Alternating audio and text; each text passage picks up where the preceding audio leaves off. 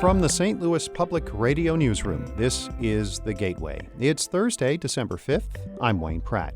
Ahead, St. Louis Alderman Sam Moore recently insisted that Board of Freeholder members from North St. Louis should be black. His comments struck a nerve with Asian Americans who say their community has long been ignored. Are we only good enough to be counted for the purposes of receiving city, state, and federal funding? Or do our voices actually count for more? St. Louis Public Radio's Chad Davis delves into the story in just a few minutes. First, the news. The head of the St. Louis City NAACP is continuing his support for the effort to privatize St. Louis Lambert International Airport. That's even though the city has not indicated how money from an upfront payment for leasing that airport would be spent.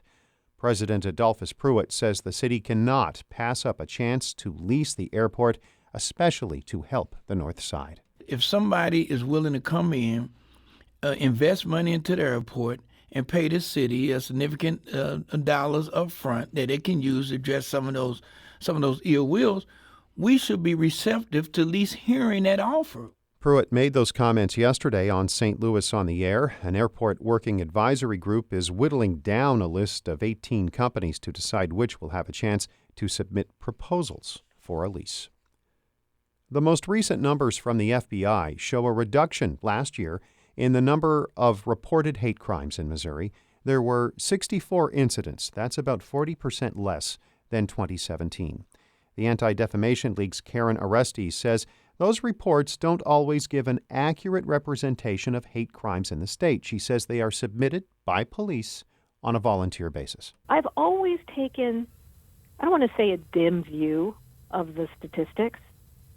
They are simply a snapshot of a moment in time. And the challenge with the hate crime stuff is that, first of all, we're a year behind. Orestes also says many victims do not report hate crimes out of fear. Students applying to all 3 University of Illinois campuses will not be asked about their criminal histories until after they have been admitted. More on that from reporter Lee Gaines. Advocates for removing the criminal history question say it discourages people with convictions from applying. Barbara Wilson is the vice president of academic affairs for the University of Illinois system. She says moving such questions to the back end of the admissions process is a reasonable compromise. But they are still asked of all provisionally admitted students. So what we've done essentially is moved the box. She says the question is still necessary to keep campuses safe. Committees at each campus will review the records of admitted students who say they have criminal convictions. I'm Lee Gaines. You can rate and review The Gateway wherever you get podcasts. Also, let us know what you think. Email feedback@stlpublicradio.org. St. Louis Alderman Sam Moore touched a racial fault line when he recently insisted that Board of Freeholder members from North St. Louis should be black. But he was essentially arguing against Asian Americans from that area serving on the board. St. Louis Public Radio's Chad Davis reports Moore's comments have some Asian Americans wondering how or if the city is adapting to changing racial demographics. Lee Fung has owned Egg Roll Kitchen in North St. Louis since 2000, but he's been a part of the community since 1968 when his father opened up the North Grand restaurant. And he has a close relationship with his customers. Mr. Lee, how are you? I need a 10. Fung is from China, but he considers himself a North St. Louisan. Fung even attended Soldan High School. He's moved out of North St. Louis, but the area was his home for 15 years. And he still considers himself a part of the community. I support this area. I go to the neighborhood meeting. I go to all the bars and stuff around on my free time. So, I do a lot of community stuff. That's why Fung was disappointed when he heard that Moore said this. On the north side of St. Louis, we don't have any Asians unless they're selling rice in the chop suey place. Moore later told Alderman Brett Narayan, the city's first Asian American alderman, that St. Louis has had a historic racial divide. This is a very polarized city. It's always been black and white. I know you're just getting down here, but the issues have been black and white since I've been down there 13 years. Moore declined to comment for this story. He has said he meant Asian Americans no disrespect, but his comments validate Asian Americans' concerns that they're often not seen or heard in the region. That troubles Eileen Chung, a Chinese American who's lived in North St. Louis since 2012.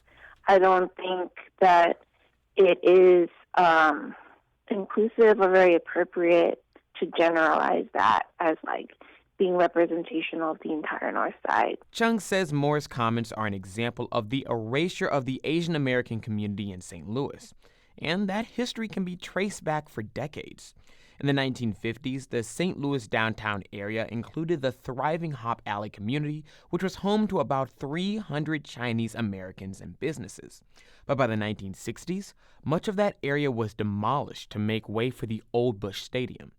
Decades later, many Asian and immigrant-owned businesses opened along Olive Boulevard. Now some of those businesses could be displaced to make room for a new shopping center. Caroline Fan is the founder of Early, a statewide Asian American nonprofit. She says excluding Asian Americans from civic boards makes them invisible. Here's my question. Are we only good enough to be counted for the purposes of receiving city, state, and federal funding? Or do our voices actually count for more? And do we deserve representation on decision-making boards? Including the Board of Freeholders. But others interpret Moore's comments differently.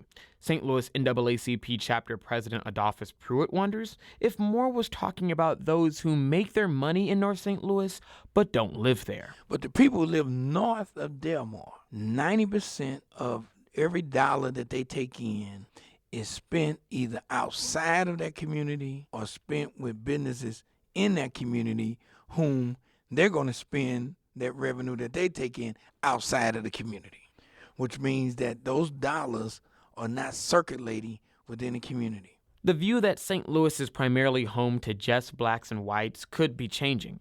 The 2017 American Community Survey run by the U.S. Census shows the city's Asian and Latino populations have increased since 2000.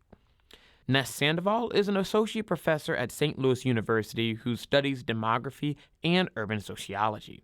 He says as demographics change, Asians and Latinos likely will have a greater presence in St. Louis. It's not really about being black and white anymore in terms of the framing many of these issues. It's about a multicolor framework in terms of there are different groups trying to understand what the needs are. Sandoval says some political leaders in St. Louis are already noticing and preparing for these demographic changes, and that it's only a matter of time before the rest of the city accepts that too. I'm Chad Davis, St. Louis Public Radio. Our David Casares edited that report. Shula Newman is the executive editor of St. Louis Public Radio. Music by Ryan McNeely of Adult Fur. I'm Wayne Pratt, at Wayne Radio on Twitter. And from the St. Louis Public Radio Newsroom, this has been The Gateway.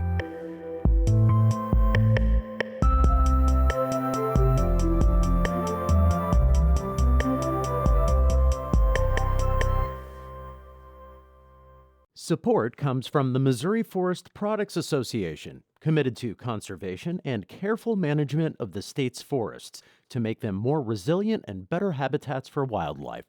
ChooseWood.com.